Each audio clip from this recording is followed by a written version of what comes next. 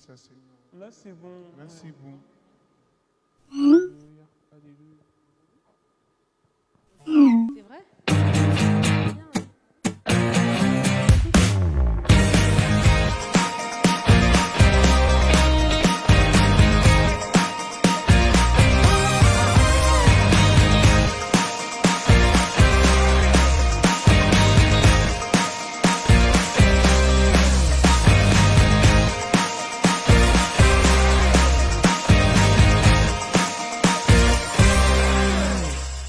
Oui, il faut que tu saches quand. Bonjour et bienvenue dans À vous la parole. On se retrouve pour une émission spéciale aujourd'hui. On a l'honneur d'accueillir nos mamans et aujourd'hui on veut célébrer encore nos mamans. Donc aujourd'hui on se retrouve pour un thème spécial. Donc bonne fête maman, que ta lumière brille. Et aujourd'hui on a des invités de marque. Donc on a nos mamans et leurs enfants. Donc on a maman Nadine. Bonjour à tous. Et son fils Joris. Bonjour tout le monde. Et on a maman Évodie Bonjour. et maman Émérance.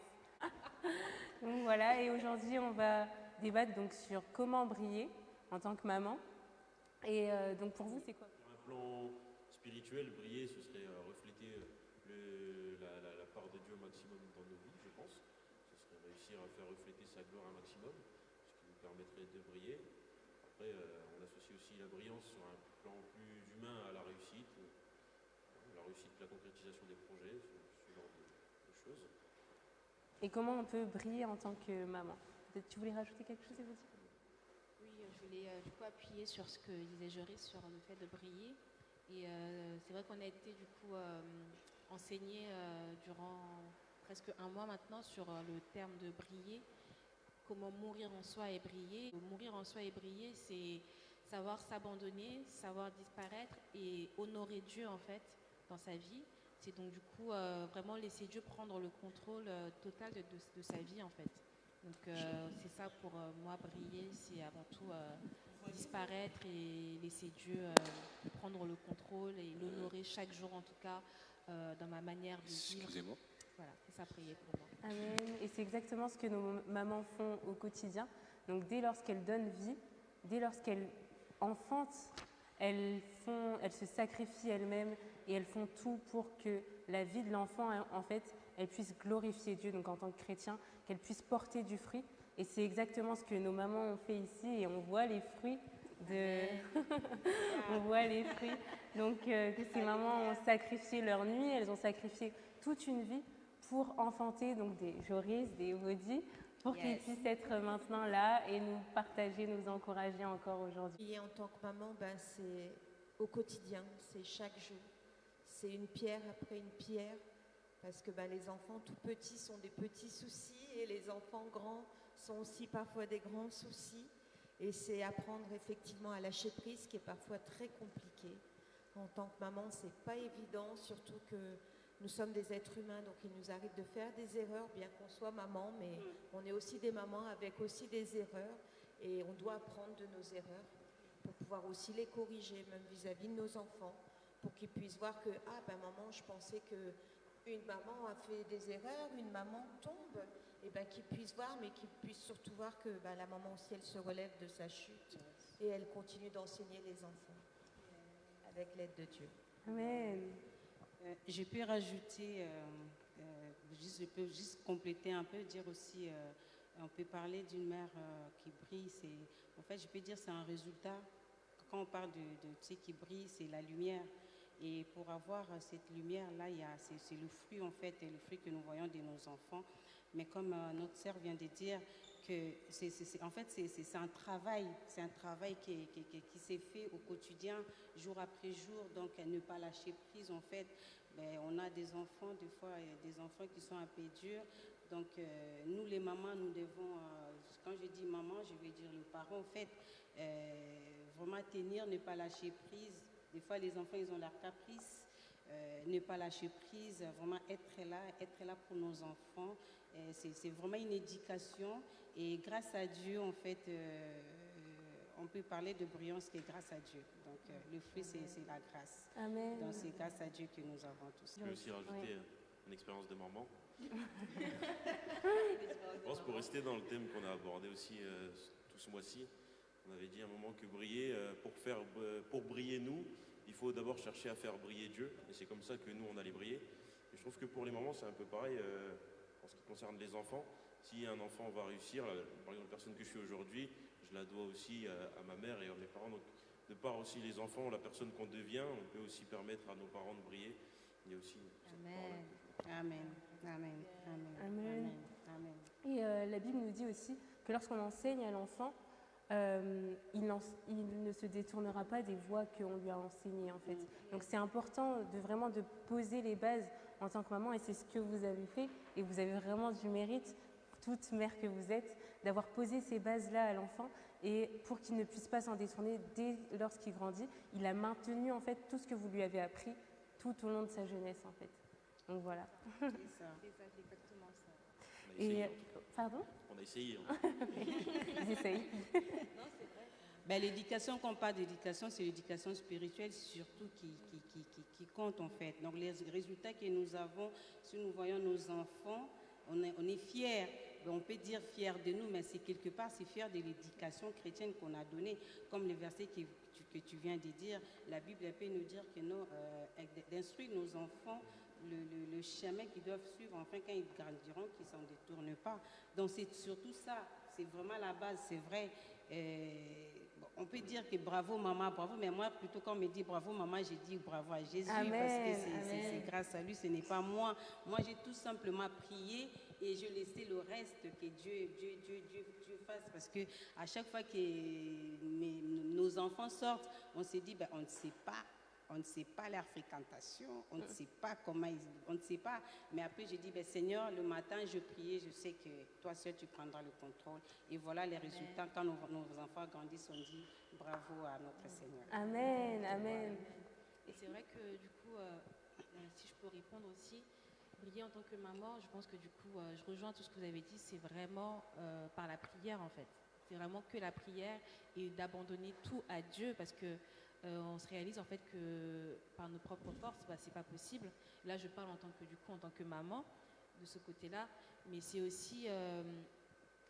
vrai que c'est aussi un moyen pour nous, lorsqu'on est plus jeune, on réalise peut-être pas qu'est-ce que c'est en fait les tracas pardon d'être une maman, mais on peut voir aujourd'hui dans ma vie, je vois les fruits des prières de ma mère aujourd'hui lorsque j'ai l'âge que j'ai. Donc c'est les fruits des efforts, des temps dans la prière, mais aussi des temps de conseil que nos mamans nous ont donnés et ça se répercute aujourd'hui, quoi. Donc voilà. Et est-ce que vous aurez un témoignage par rapport à un moment, par exemple, où vous avez senti peut-être qu'il fallait prier et que toi, tu t'es peut-être détourné d'une voie que tu prenais à cause de la prière de maman? Je vais donner l'exemple de ma fille. C'est la jeunesse de tout. Il y a toujours un âge où ça complique un peu. Mais après, tu te dis, bah, tu donnes des conseils. On donne des conseils, on responsabilise l'enfant, on essaie de le faire voir en fait l'extérieur. Ce n'est pas toujours, voilà, c'est qu'eux ils croient, ils pensent à leur âge, ils se disent, bah, je m'en vais parce que voilà, ils voient toujours de l'or, c'est toujours bien et tout. Mais derrière ça, il y a un danger en fait. Donc du coup, on essaie de leur expliquer et la responsabiliser après. Moi, je sais que c'est ce que je fais en fait avec mes enfants et je donne des conseils et il n'y a pas de, en fait, je suis ouverte. Il n'y a pas de tabou et je suis pas fermée. Donc, j'aime bien dialoguer avec mes enfants et puis le reste, je prie. Et j'ai pris surtout vraiment, c'est plus pour la fréquentation que le Seigneur aide à ce que mes enfants, vraiment tout ce qui est fréquentation, que ce soit des fréquentations des enfants qui ont une éducation chrétienne. Et je vais rebondir du coup sur ce que maman dit en parlant de témoignage. Oui, moi je pense que oui, c'est un témoignage. Maman, comme elle parle de fréquentation, ça me fait penser quand j'étais plus jeune, elle parlait beaucoup attention avec qui tu sors, reviens à cette heure-ci, fais pas ci, fais pas ça. Et en grandissant, même si tu ne le veux pas, tu te rends compte toi-même que les personnes avec qui tu sors, c'est pas des bonnes personnes. Et toi-même, par la suite, du coup, parce que c'est vrai que tu as entendu ce que tes parents t'ont dit, mais toi-même, tu vas l'expérimenter en fait. Que tu veuilles ou non, tu vas l'expérimenter. Je sais que les amis avec qui j'étais quand j'étais plus jeune, quand j'étais au collège. Aujourd'hui, on se parle, mais on se parle de loin. Parce qu'on a pris des chemins différents. Moi, je pense que c'est le fruit des prières de ma mère, parce qu'on n'avait pas la même éducation, on n'avait pas la même marche chrétienne, c'est-à-dire qu'on n'avait pas les mêmes craintes. Moi, je crains l'Éternel, je marche selon les craintes de l'Éternel, mais ce n'était pas forcément leur cas.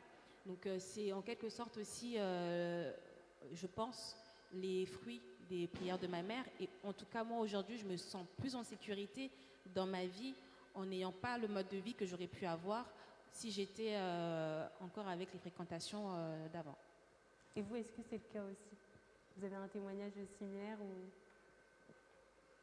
Je pense pas avoir un témoignage particulier, mais c'est vrai que quand on est un peu plus jeune, on a un esprit un peu rebelle parfois. Ça arrive à un moment de l'enfance où on a envie un peu de se rebeller, de jouer selon ses propres règles. Et arrive un moment où ce qu'on nous dit de pas faire, c'est ce qu'on a envie de faire. Et, On n'a qu'une vie. C'est juste pour aller découvrir un peu C'est qu'est-ce ça, qui se cache derrière. On a envie de voir ce qu'il y a au-delà de ce qu'on nous a interdit. Mais on sait que l'éducation de nos parents, elle joue quand on ne se sent pas à l'aise. Une fois qu'on sort des clous, une fois qu'on va en dehors de ce qu'on nous a interdit, une fois qu'on marche dans ce que nos parents nous ont toujours déconseillé, on ne se sent pas à l'aise, on ne se sent pas à notre place et on ne prend pas plaisir à y rester du coup. Ce qui veut dire que même si la parole dit il ne se détournera pas des voies, elle ne dit pas forcément qu'à un moment ou à un autre on ne va pas dévier, mais qu'au final on finira toujours par y revenir parce que même si on a envie d'aller voir un peu ailleurs, on ne se sent pas bien, on se sent toujours attiré vers C'est l'esprit de Dieu, ça. ce dans quoi on nous a élevés en fait. Et du coup, ouais, c'est un peu ça, les prières de nos mamans, l'éducation qu'elles nous ont donnée, ils restent et ils résonnent dans nos têtes à chaque fois qu'on a envie C'est d'aller une ailleurs. sémence, j'ai toujours dit, c'est une sémence. Donc, nous sémons et puis voilà le fruit. Et j'ai aimé aussi ce que maman Émérance, elle a dit, c'est que en fait, elle a bâti cette relation en fait avec son enfant. Elle a fait de sorte qu'à ce que son enfant puisse avoir confiance en elle et qu'il y ait vraiment un échange. Et parfois, quand on a une relation mère, fils ou fille, on n'a pas forcément cet échange. Parfois, c'est peut-être l'enfant qui bloque, et parfois c'est aussi la maman parce qu'elle ne sait pas trop comment l'enfant va réagir. Et quel conseil vous auriez à donner, par exemple, dans ces situations-là? Par exemple, maman Nadine. Alors moi, je suis un bon exemple, je pense, parce que j'ai une maman que j'ai aimée de tout mon cœur, que Dieu m'a repris il y a quelque temps. Et avec ma maman, elle m'a eu tardivement, puisqu'elle m'a eu à 40 ans. Et on n'a jamais dialogué avec elle. J'ai jamais eu des conseils de maman qui m'a dit attention à ci, attention à ça. C'est des choses que je n'ai pas expérimentées. Et c'est vrai que de donner ça à mes enfants, ça a été aussi quelque chose de très compliqué. Parce que quand on n'a pas reçu quelque chose, on a du mal à le transmettre. Et je dirais que voilà, c'est là où, effectivement, il faut passer par des temps de la prière, des temps de brisement, des temps de recherche, pour qu'on puisse vraiment trouver Dieu et savoir après redonner aux enfants ce qu'on n'a pas reçu. Parce que moi, je sais que j'estime, je ne sais pas si Joris sera d'accord, être assez ouverte. Si on vient me parler, je vais écouter, je vais savoir apporter un conseil, je le pense. Mais par contre, parfois, c'est vrai que je reconnais, je suis un peu recroquevillée parce que c'est quelque chose que je n'ai jamais vécu et ça n'a pas été facile de le faire avec les enfants. Et de ce fait, il est vrai que sur mon parcours, parce que j'ai quand même de grands enfants maintenant, il y a eu beaucoup d'erreurs aussi de ce côté-là que petit à petit je corrige. Oui, c'est bien. Moi, je pense que c'est vraiment important de le souligner parce que je crois qu'il y a beaucoup de jeunes, d'enfants qui se posent cette question-là. Comment je vais voir ma maman ou mon papa pour lui parler de tel ou tel sujet? Parce que lui-même, dans sa tête, en fait, il a des blocages. Il se dit « Oh, comment maman, comment papa va réagir ?» Et en fait, moi, j'aimerais juste dire à un jeune « Va, essaye ». Parce que tu ne sais pas comment ton parent va réagir, en fait. Peut-être que ton parent, il a, comme maman Nadine, pas eu ce parent-là qui était là, qui écoutait, qui pouvait donner des conseils. Mais toi, par exemple, tu as la chance, donc tu essayes, tu perds rien en fait en tentant. Et en essayant, tu verras si tu peux peut-être totalement changer en fait ta relation avec ton parent. Peut-être c'était une relation qui était peut-être limitée, mais après, tu peux ouvrir tellement de portes, rien qu'en essayant, simplement une fois, de te confier en ton parent. Si je peux juste rebondir sur ce que tu dis, sur le fait d'essayer, moi ça me fait penser à un témoignage lorsque j'ai commencé à fréquenter Geoffrey, je ne sais pas si maman Son tu mari. te rappelles, mon mari, Coucou Geoffrey. je ne sais pas si tu te rappelles, j'étais venue la voir le jour même où je me suis mise avec Geoffrey. J'étais allée voir maman et j'avais dit maman, voilà, Geoffrey veut qu'on se mette ensemble et je pense lui dire oui. Et bien sûr, comme toute maman, c'était mais vous êtes trop jeune, vous allez faire quoi? Et à l'époque, du coup, on avait 21 ans, 21 ans, 22 ans. Et maman, c'était mais du coup, vous êtes jeune, vous allez faire quoi? Mais au moins, je me disais, je dis à maman, ça me sécurise. Ça veut dire que par ses conseils, ça me sécurise. Lorsque je suis dehors, elle sait avec qui je suis. Et moi, c'est le conseil que je donnerais à chaque jeune, à chaque grand jeune, c'est de parler et de s'accrocher à ses parents, surtout quand on arrive à un certain âge où tu vas sûrement te marier, tu vas sûrement rencontrer quelqu'un, te fiancer. C'est de t'accrocher en tout cas à tes parents et d'écouter tous leurs conseils. Tout est à écouter et tout est à prendre et à se poser la question, ce que maman a dit. C'est vrai, par rapport à ton caractère, par rapport au niveau dans lequel tu te trouves, c'est vraiment des questions à se poser. Parce que moi, je sais qu'à l'époque, elle me disait, mais vous êtes encore étudiants tous les deux. Je disais, oui, je sais, mais il m'a dit qu'après nos études, on va se marier. Donc moi, je m'accrochais aussi à ça, mais en même temps, je lui disais, et tout ce qu'elle me disait, ça me faisait moi aussi aller voir Geoffrey et lui dire, mais du coup, comment on va faire? Parce que maman, à la maison, elle m'a posé la question. Donc voilà. Maman, elle a recadré, c'est bien. Mais c'est En fait, bien c'est aussi. juste pour Oui. sécuriser. Ben, elle m'a dit et puis je sécurise en fait. Tu vas pas l'appuyer parce que après vous savez pas ce qui va se faire. Voilà. Ben, on est là quand elle m'a dit, j'ai dit ben non, vous êtes encore jeune. Qu'est-ce que vous allez faire pour l'instant? Mais attendez encore et tout et tout. Ben, c'était un peu dire. Avertir des dangers, Voilà, oui aussi. en fait, c'était pour vraiment sécuriser, pour voir.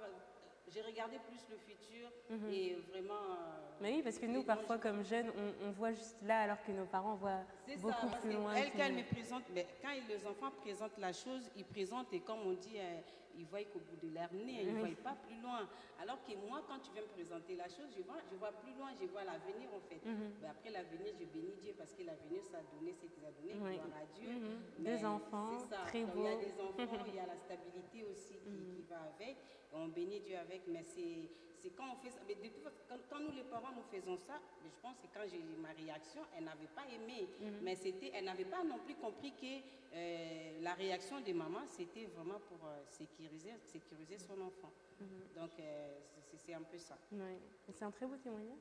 Là, j'avais pour rebondir, c'est que aujourd'hui, en tout cas, en tant que mère, J'allais dire oui, ça. en tant que mère, en tout cas, je vois. Je peux comprendre. Ça veut dire que je comprends c'est sa réaction et en même temps, je ne veux pas me vanter, hein, mais en tant que mère, j'aimerais aussi de mon côté avoir un enfant qui vienne et qui te dise maman, voilà, j'ai rencontré quelqu'un. Parce qu'au moins, tu as l'occasion de pouvoir donner un conseil, en fait. C'est ça. Amen. C'est surtout Donc ça en que fait, je veux, tu as je appris veux un dire. peu de ce qui a marché en fait avec Bien ta sûr. maman.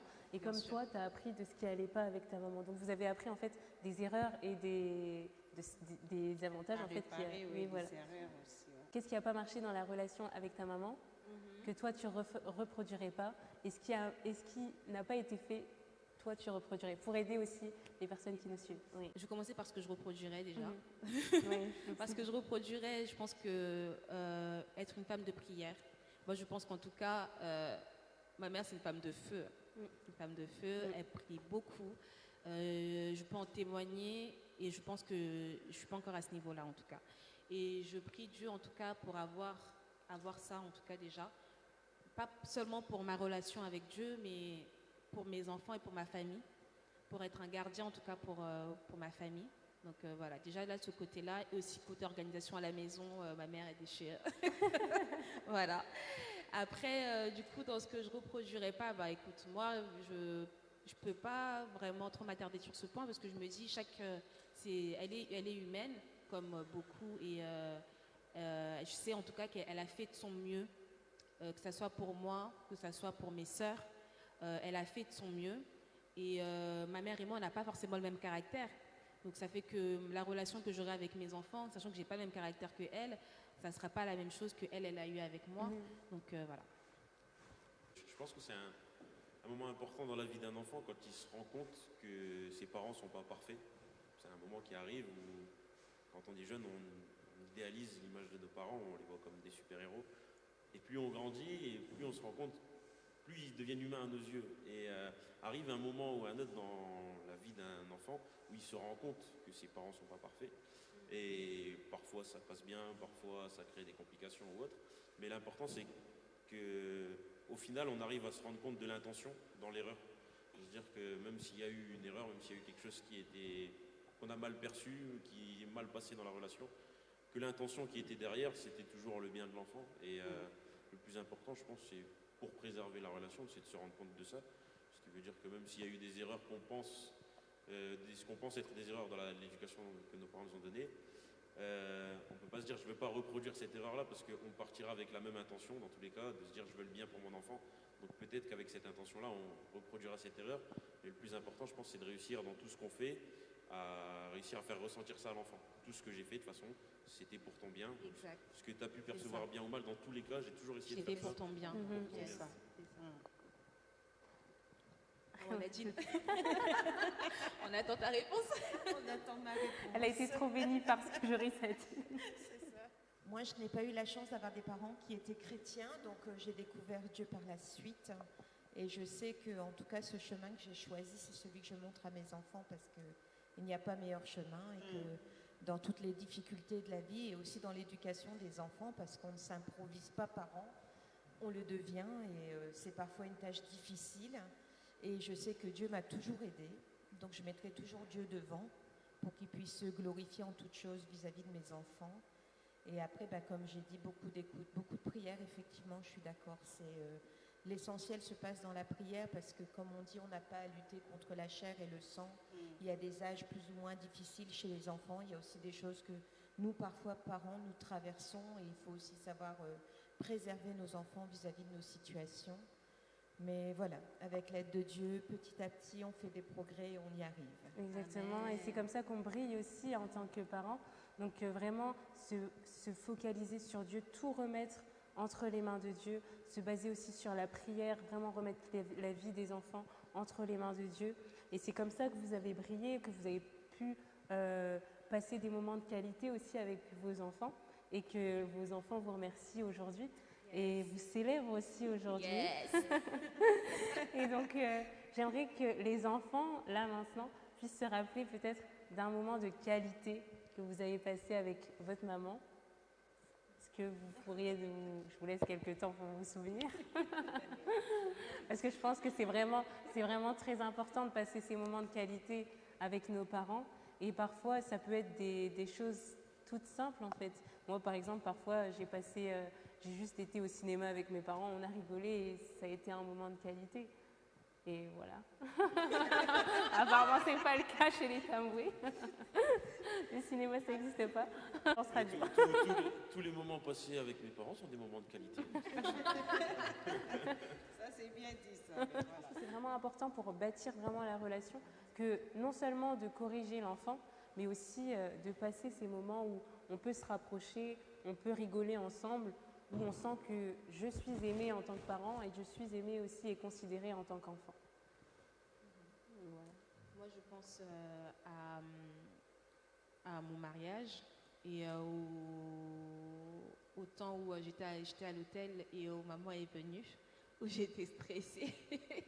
Et je me rappelle quand elle est venue, ça m'avait déjà beaucoup apaisée. Et voilà, en tout cas, moi, je la célèbre aujourd'hui parce qu'elle a toujours été là pour moi. Merci. Toujours, toujours, toujours. Dans mes bêtises, elle était là. Dans mes moments elle a toujours été un soutien. Et voilà, je la célèbre vraiment pour ça. Même dans mes études, à chaque fois, quand j'avais mes résultats, la première personne que j'appelais, c'était maman. Et ses encouragements, son soutien et tout ça, voilà, je la célèbre pour ça. Aussi mon mariage dans quelques années, je le dirai. J'y serai aussi. Après, honnêtement, j'ai dit ça sur le ton de la blague tout à l'heure, mais c'est vrai que j'ai pas de moment particulier à raconter parce qu'en vrai, on passe toujours des moments de qualité, on rigole, tout ça. Mais c'est vrai que, pour prendre un exemple, quand on fait de l'animation avec des jeunes enfants et tout, au premier jour, on met toujours en place ce qu'on appelle les règles de vie. Tu ne dois pas, tu dois, tu peux, tu ne peux pas. Et j'ai pas réellement de souvenir de mon enfance où on a fait ça avec moi, mais c'est quelque chose qui s'est instauré au quotidien dans l'éducation que mes parents m'ont donnée, en les prenant déjà en exemple, en modèle. Ce qui fait que par exemple aujourd'hui, je prends pas, bon, je suis assez impulsif, donc je prends quand même des décisions de manière impulsive, mais je vais jamais faire de choix importants sans d'abord en avoir parlé à ma mère. Je vais toujours lui demander, même si j'ai déjà pris la décision, je vais lui demander, et si elle me dit non, je vais revenir en arrière. Pour me donner un exemple, j'ai acheté une voiture il n'y a pas longtemps, et ma mère a dû aller signer les papiers avec moi après, et quand elle m'a dit, le monsieur à qui tu as acheté la voiture, je le sens pas. En moi-même, je me suis dit, si elle m'avait dit ça avant, j'aurais pas acheté la voiture. Parce que si ma mère me dit je le sens pas, j'y vais pas. Donc je sais que moi, dans ma vie, je prends jamais de décision sans d'abord appeler ma mère. Si j'ai un truc à faire, une moindre petite chose, je vais toujours demander conseil d'abord. On a été vraiment bénis par toutes vos réponses. Et c'est vrai que c'est ce rôle-là qu'on attend de maman, qu'on puisse partager des choses avec elle, qu'elle puisse être ouverte, qu'on puisse trouver quelqu'un en qui on peut se confier un petit peu. Et vous êtes ces mamans-là, c'est pour ça qu'on veut vous célébrer encore, vous honorer encore aujourd'hui, parce que vous êtes des mamans formidables, vous vous êtes sacrifiées pour nous, et on va encore vous acclamer, on peut acclamer pour nos mamans.